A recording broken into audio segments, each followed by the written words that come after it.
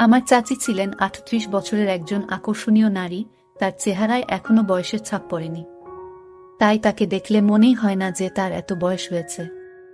তাই তাকে অনেক সুন্দর দেখায়, কিন্তু তিনি আমাদের বাড়িতে একজন সাহায্যকর্মী হিসেবে কাজ করতেন। একদিন চাচি বললেন যে তিনি আমার পায়ে তেল লাগিয়ে ম্যাসাজ করবেন। আমি বারবার বললাম, না চাচি, এটা ঠিক হবে না। কিন্তু তিনি আমার ঘরে এসে আমার পায়ে তেল লাগাতে লাগলেন, যা আমার মধ্যে এক নতুন আবেগের উন্মেষ ঘটালো। আমি তার চোখের দিকে তাকালাম এবং দেখলাম তার চোখে একটি অদ্ভুত আকাঙ্ক্ষা, যা আমি আগে কখনো দেখিনি। তারপর হঠাৎ করে তিনি আমার আবেগকে আর নিয়ন্ত্রণ করতে পারলেন না এবং সারা রাত। আমি তখন ২১ বছরের তরুণ এবং আমার চাচি আমাকে সবসময় অনেক যত্ন করতেন। ছোটবেলা থেকেই তিনি আমার সব কিছু খেয়াল রাখতেন, আমার ভালো লাগা মন্দ লাগা সব তিনি জানতেন। আমার গল্পগুলো তোমরা শুনো, কিন্তু সাবস্ক্রাইব করো না। দয়া করে গল্পগুলো ভালো লাগলে ভিডিওটি লাইক, শেয়ার এবং চ্যানেলটি সাবস্ক্রাইব করো প্লিজ। আমি কখনো ভাবিনি যে আমি আমার শৈশবে যেভাবে এত যত্ন পেতাম, সেই একই দৃষ্টিকোণ থেকে আমি আবার এমন কিছু অভিজ্ঞতা পাব। আমার মা বাবা ২ মাসের জন্য মালয়েশিয়া যাচ্ছিলেন এবং এই সময়ে মা বাড়ির দায়িত্ব আমার চাচিকে দিয়ে গেলেন। পরের দিন সকাল ১:০০টায় যখন আমার মা এবং বাবা মালয়েশিয়া যাচ্ছিলেন, তখন পুরো বাড়ির দেখাশোনা করার দায়িত্ব আমার চাচির উপর এসে পড়ল। আমার চাচি সব জানতেন এই বাড়ির বিষয়ে, কোথায় কি রাখা আছে, কখন আমার খাবার লাগবে। যখন যা লাগতো চাচি আমাকে সাহায্য করত। তাই মা বাবা চলে যাবার পর তেমন অসুবিধা হয়নি চাচির। তিনি বেশ ভালো করেই এই সংসারটা চালাচ্ছেন। তাই আমারও চাচির প্রতি অনেক ভালোবাসা জন্মে। মা এটি শোনার পর বেশ চিন্তামুক্ত হলেন এবং মা বললেন, বাড়িতে কেউ নাই, তাই ভালো করে যেন আমরা থাকি। কোনো ধরনের অসুবিধা হলে যেন তাদেরকে আমি জানাই। চাচিকে দেখতাম আমার প্রতি তার ভালোবাসা দিন দিন বেড়েই চলেছে, যা আমাকে অনেক ভাবায় তুলছিল। আমি মনে মনে চাচিকে অনেক পছন্দ করতাম। তার চলাফেরা আমি সবসময় লক্ষ্য করতাম। চাচি আমাকে অনেক ভালোবাসেন। ছোটবেলায় তিনি আমাকে অনেক কিছু খাইয়ে দিতেন, আমার অনেক যত্ন নিতেন, যা আমার অনেক ভালো লাগত। সেদিন তার স্পর্শে এক অদ্ভুত অনুভূতি পেলাম। এত বছর পর তার সঙ্গে দেখা হওয়ায় আমি খুব খুশি হলাম। তার কাপড় সব নাকি নোংরা ছিল, পরিষ্কার করার নাকি সময় পায় নাই আমার বাবা চলে যাওয়ার কারণে। তাকে বললাম, তুমি মায়ের রুমে গিয়ে কাপড় পাল্টে নিতে পারো। আমি ভুলেই গিয়েছিলাম যে তিনি তখন মায়ের রুমে কাপড় পরিবর্তন করছিলেন। আমি মায়ের রুমে ঢুকতেই দেখি তিনি কাপড় পাল্টাচ্ছেন। তাড়াতাড়ি চোখ বন্ধ করে ফেললাম। তিনি দেখলেন আমি লজ্জা পেয়েছি এবং শান্তভাবে বললেন, সুমন, তুমি চোখ খুলে দেখো, আমি তোমার মায়ের শাড়ি পরে কেমন লাগছি। আমি ভীষণ লজ্জায় পড়ে গেলাম, তবে তার বয়স হলেও তাকে শাড়িতে খুব সুন্দর দেখাচ্ছিল। কিছুক্ষণের মধ্যেই তিনি শাড়ি পরে বেরিয়ে এলেন। আমি তার সৌন্দর্যে অনেক মুগ্ধ ছিলাম, কারণ তার চেহারার এখনো বয়সের ছাপ পড়েনি। তাই তাকে এত বয়সেও অনেক সুন্দর দেখাচ্ছিল।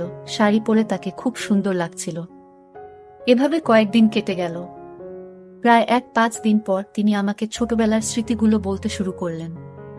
আমি খুব আবেগপ্রবণ হয়ে পড়লাম, কারণ তার স্মৃতিচারণ আমার ছোটবেলার অনেক কথা মনে করিয়ে দিচ্ছিল। একদিন গোসল শেষে আমি ঘরে কাপড় পাল্টাচ্ছিলাম। তখনই তিনি এসে বললেন, সুমন, আমার কাছে এসো, আজ আমি তোমাকে একটি আরামদায়ক মালিশ করে দেব। এমন কথা শুনে আমি খুব অবাক হয়ে গেলাম। আমি বললাম, না চাচি, আমি নিজেই করব। আমি একটু লজ্জা পাই অন্যদের সাহায্য নিতে। এরপর আমি তাকে অনুরোধ করলাম, মালিশের চিন্তা বাদ দিয়ে রান্নাঘরে গিয়ে দেখি কি নাস্তা বানানো যায়। আমার বারবার অস্বীকার সত্ত্বেও তিনি আমাকে সহায়তা করতে জোর করলেন। আমি মনে মনে ঠিক করেছিলাম যে যতই তিনি জোরাজুরি করুন না কেন, আমি তাকে মালিশ করতে দেব না, কারণ এখন আমি বড় হয়েছি। আমাদের কিছু সীমার মধ্যে থাকা দরকার। আর আমি অনেক লজ্জা পাই। আমি চাচির দিকে মনোযোগ দিয়ে দেখলাম। তিনি তখন সেখানে বসেছিলেন এবং বললেন, তুমি আমার হাতে মালিশ করাতে দিলা না, কিন্তু আমাকে জামা পরতে দাও। আমি চুপচাপ মাথা নিচু করে তার সামনে দাঁড়িয়ে রইলাম। তিনি আমাকে আমার পোশাক দিলেন, তারপর তিনি আমাকে কাপড় পরাতে শুরু করলেন। সেই সময়ে আমার চাচিকে দেখে আমার মনে অনেক রকম চিন্তা আসতে লাগল। কিন্তু চাচি আমার পরিবারের একজন সদস্যের মতো, তাই আমি তাকে নিয়ে কোনো খারাপ চিন্তা করতে পারিনি। একদিন আমি চাচিকে বলেছিলাম যে তিনি যেন এই বাড়িটিকে তার নিজের মনে করে। এরপর তিনি এই বাড়িতে এমনভাবে থাকতে শুরু করলেন যেন এটি তার নিজের বাড়ি। একদিন আমি বন্ধুদের সাথে একটি পার্টিতে যাচ্ছিলাম। চাচি আমাকে জিজ্ঞেস করলেন, তুমি কোথায় যাচ্ছ? আমি বললাম, আমি একটি পার্টিতে যাচ্ছি। তখন তিনি বললেন, আর তুমি একা একা পার্টিতে যাচ্ছ? মাঝে মাঝে তোমার এই গরিব চাচিকে নিয়ে বাইরে একটু ঘুরতে নিয়ে যেও। একা একা আমি বাড়িতে কি করব? আমারও তো ইচ্ছা হয় বাইরে যাওয়ার। আমি তাকে বললাম, ঠিক আছে, আমি তোমাকে বাইরে নিয়ে যাব, তবে তোমাকে ভালো পোশাক পরতে হবে এবং ভারতীয় মহিলার মতো পোশাক পরতে হবে। চাচি আমার প্রস্তাবে রাজি হলেন। আমি মায়ের রুম থেকে একটি সুন্দর শাড়ি এনে তাকে দিলাম এবং বললাম, এটা পরো এবং ঠিকভাবে রেডি হয়ে নাও। যখন তিনি রেডি হয়ে বেরিয়ে এলেন, তখন তাকে দেখে আমি অভিভূত হয়ে গেলাম। মায়ের ঘর থেকে বেরিয়ে এসে তিনি এত সুন্দর দেখাচ্ছিলেন যে তার সৌন্দর্যের আভা আমাকে মুগ্ধ করেছিল। তিনি আমার মায়ের ঘর থেকে আধা শাড়ি পরা অবস্থায় বেরিয়ে এলেন। সাজগোজে তাকে একেবারে মডেলের মতো লাগছিল। তাকে দেখে আমি চোখ নামিয়ে নিলাম। তিনি বাইরে বের হওয়ার সময় দরজার সাথে ধাক্কা খেয়ে আমার উপরে পড়ে গেলেন। আমি কিছুটা লজ্জা পেলাম এবং তাকে সরানোর চেষ্টা করলাম, কিন্তু তিনি তখনও ছিলেন। আমি হঠাৎ অনুভব করলাম যে আমাকে সামলে উঠতে হবে এবং তাকে ধীরে ধীরে সরে যেতে বললাম। তারপর তিনি সরে গেলেন। তার স্যান্ডেল খুলে রেখে আমি মায়ের একটি সাধারণ স্যান্ডেল দিলাম। আমরা দুজনে গাড়িতে করে পার্টিতে যাচ্ছিলাম। পার্টিতে গিয়ে আমার বন্ধুরা তাকে দেখে ভাবল তিনি আমার বান্ধবী, মানে আমার গার্লফ্রেন্ড। চাচি সেই ভুল ভাঙানোর পরিবর্তে সবার সামনে বললেন, তিনি আমার বন্ধু। পরে পার্টি শেষে আমি তাকে জিজ্ঞেস করলাম, তুমি কেন এমন করেছিলে? আমি তাকে জিজ্ঞেস করলাম। তিনি হেসে বললেন, তোমার বন্ধুরা যখন ভাবল আমি তোমার বান্ধবী, তখন তোমার মুখে যে বিস্ময় ছিল তা দেখতে চেয়েছিলাম। তাই আমি বলেছি আমি তোমার বন্ধু। যদি এতে কোনো অসুবিধা হয় তবে আমি দুঃখিত। আমি বললাম, দুঃখিত বলার কিছু নেই, তুমি যা করেছ সেটাই ঠিক ছিল। তিনি বললেন, আমি তোমাকে ছোটবেলা থেকেই চিনি, তাই তোমার চিন্তাগুলো বুঝতে পারি। আমি মুচকি হাসলাম। এরপর তিনি বললেন, এখন সবাই আমাদের বন্ধুত্বের কথা জেনে গেছে, আমি তোমার বন্ধু হতে চাই।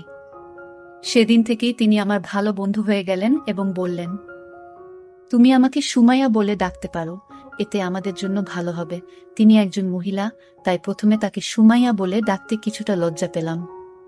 তবে তার নাম বলার পর তিনি খুব এক অদ্ভুত প্রতিক্রিয়া দিলেন, যেন লজ্জাবোধ করছিলেন। পরে আমরা ক্লান্ত হয়ে ঘরে ফিরে গেলাম। পরের দিন সকালে আমি কলেজে যাওয়ার আগে কোনো শার্ট পরব তা নিয়ে বিভ্রান্ত ছিলাম। যখন মাকে ফোনে দিতে যাচ্ছিলাম, তখন সুমাইয়া চাচি আমার ঘরে এসে বললেন, কোনো শার্ট পরতে হবে তা নিয়ে চিন্তা করছো? তিনি বললেন, তোমার চাচি যখন বাসায় আছে, তাহলে তোমার পছন্দের ব্যাপারে আমাকে জিজ্ঞেস করতে পারো। আমার রুচি খারাপ নয়। এরপর তিনি আমার পছন্দের একটি শার্ট দিলেন এবং আমি তা পরে কলেজে রওনা দিলাম। বিকেলে তিনি বললেন, তুমি খুব ক্লান্ত লাগছো, চলো আজ তোমার মাথায় তেল মালিশ করি। তিনি আস্তে আস্তে আমার মাথায় তেল মালিশ করতে লাগলেন। পরদিন সকালে ঘুম থেকে উঠে দেখি তিনি আমার পায়ের কাছে ঘুমিয়ে পড়েছেন। আমি আতঙ্কিত হয়ে বললাম, আপনি এখানে কেন? তিনি বললেন, আমি শুধু তোমার কাঁধে হাত দিয়েছি, তাতেই তুমি ঘুমিয়ে পড়েছ। তোমার মা কি কখনো তোমাকে মাসাজ করেনি? আমি বললাম, আমার মা আমার খুব যত্ন নেন, তাই এটি নতুন কিছু নয়। সুমাইয়া চাচি মাথা নেড়ে বাইরে চলে গেলেন। কয়েকদিন পর বাবা মা বাসায় চলে আসলো। পরে আমি যখন নাস্তার টেবিলে এলাম, আমি বুঝতে পারছিলাম না কেন বাবা এত মনোযোগ দিয়ে তাকিয়েছিলেন।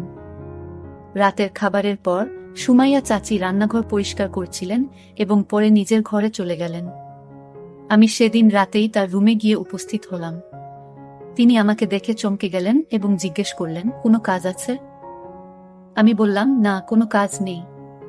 আজ আমরা বেশি কথা বলিনি, তাই তোমার সাথে দেখা করতে এলাম। তিনি বললেন, ঠিক আছে, যদি তোমার কোনো দরকার হয় আমাকে ফোন করো, আমি এখানে আছি তোমার জন্য। কোনো প্রশ্ন না করেই তিনি আমাকে রাজি করালেন এবং আমি তার রুম থেকে বের হয়ে নিজের রুমে চলে গেলাম। পরদিন সকাল 9টায় উঠে দেখলাম নাস্তা এখনো তৈরি হয়নি।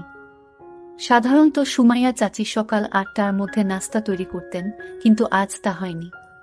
আমি রান্নাঘরে গিয়ে দেখি সুমাইয়া চাচি চিন্তিত মুখে দাঁড়িয়ে আছেন। বাবা যখন রান্নাঘরে ঢুকলেন, তখন দেখলাম তার দৃষ্টি চাচির দিকে বেশ কুদৃষ্টিসম্পন্ন ছিল। আমি বুঝতে পারলাম, চাচি শুধু আমার চাচি নয়, এখন আমাদের মধ্যে বন্ধুত্বও গড়ে উঠেছে।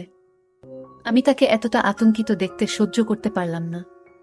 রাতে আমি চাচিকে দেখতে আবার তার রুমে গেলাম এবং সেখানে দেখতে পেলাম বাবা তার রুমে অনেক টাকা রেখে গেছেন। আমার মনে হলো বাবা হয়তো চাচির সাথে কিছু ভুল করেছেন। ওরা হঠাৎ এত টাকা কেন দিচ্ছে, এই প্রশ্নটাই তখন আমার মাথায় ঘুরছিল। তিনি ঠিক করলেন যতক্ষণ না সুমনের সাথে দেখা হচ্ছে ততক্ষণ এই বাড়ি ছাড়ব না। সম্ভবত চাচি আমাকে বুঝতে পেরেছেন।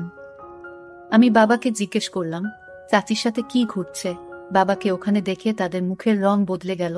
আমার বাবা মা আমাকে আমার রুমে যেতে বললেন, কিন্তু আমি বললাম আমি এখান থেকে কোথাও যাব না, আমি জানতে চাই আপনি সুমাইয়ার চাচির সাথে কি করেছেন। তখন চাচি আমাকে জড়িয়ে ধরে কাঁদতে শুরু করলেন। তিনি বললেন, সুমন, আমি যখন থেকে এই বাড়িতে এসেছি তখন থেকেই তোমাকে সবকিছু বলতে চেয়েছিলাম, কিন্তু সাহস পাইনি। আমি তাকে সান্ত্বনা দিলাম এবং বললাম, তুমি যা বলেছ তা সত্যি ছিল, তাই কোনো দোষ নেই। চাচি আমাকে আবারও জড়িয়ে ধরে কাঁদলেন, আর আমি তাকে সান্ত্বনা দিলাম যা আমার বাবা মা দেখলেন। মা বাবাকে নিয়ে চাচি বললেন, যদি কোনো গরিব মহিলার সাথে খারাপ কিছু করেন তা আমি মেনে নেব না। তখন আমি চাচিকে বললাম, চুপ থাকাই ভালো হবে, এখন চুপ করে এখান থেকে চলে যান। হঠাৎ করে চাচি চিৎকার করে বললেন, আমি আর চুপ থাকতে পারবো না, আমি সুমনকে সব সত্যি বলবো। তিনি বললেন, তুমি জানো না যে তোমার আসল মা রুমি, যিনি কয়েক বছর আগে এই বাড়িতে কাজ করতে এসেছিলেন, দুটি যমজ সন্তানের জন্ম দিয়েছেন। তাদের মধ্যে একজনকে আমি পালন করছি। তুমি আমার চাচি হিসেবে মেনে নিতে চাইলে আমি তোমাকে সব বলবো। আমি হতবাক হয়ে বললাম, এরা আমার মা বাবা নয়, তুমি তাদের সত্যি বলবে?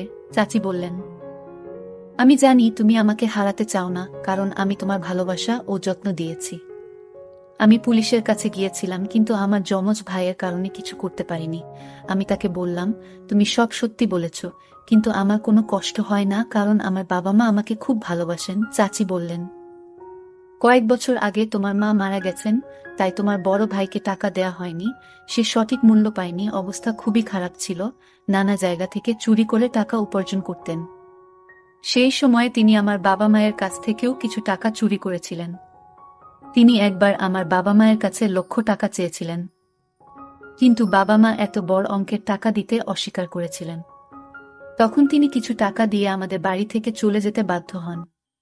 তিনি আমার বিশ্বাস অর্জনের অনেক চেষ্টা করেছিলেন, কিন্তু তার সত্য প্রকাশ পাওয়ার পর তার প্রতি আমার সমস্ত ভালোবাসা এক ঝটকায় হারিয়ে যায় কয়েক বছর আগে।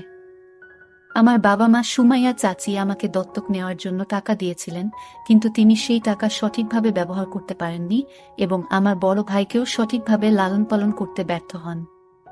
যদি তিনি তার সময় এবং অর্থের মূল্য বুঝতেন, তাহলে আজ তিনি বেঁচে থাকতেন এবং নিজের পথে সফলতা অর্জন করতেন। কিন্তু চাচি তাকে ভালো মূল্যবোধ বা শিক্ষা দেননি, তাই আজ তিনি মিথ্যার আশ্রয়ে জীবনযাপন করছেন। টাকার চেয়ে সঠিক মূল্যবোধ ও শিক্ষার গুরুত্ব অনেক বেশি। আপনি টাকা দিয়ে ভালো পোশাক কিনতে পারেন, কিন্তু ভালো মূল্যবোধ কিনতে পারেন না। কিছু সময়ের জন্য সুখ পাওয়া যায়, কিন্তু এক সময় এসে বুঝতে হয় যে মিথ্যার আজও দীর্ঘস্থায়ী হয় না। গল্পটা কেমন লাগলো জানাতে ভুলবে না। আরও মজার মজার রোমান্টিক গল্প শুনতে চাইলে ভিডিওটি লাইক, শেয়ার এবং চ্যানেলটি সাবস্ক্রাইব করতে এবং বেল আইকনটি ক্লিক করতে ভুলবে না। ধন্যবাদ।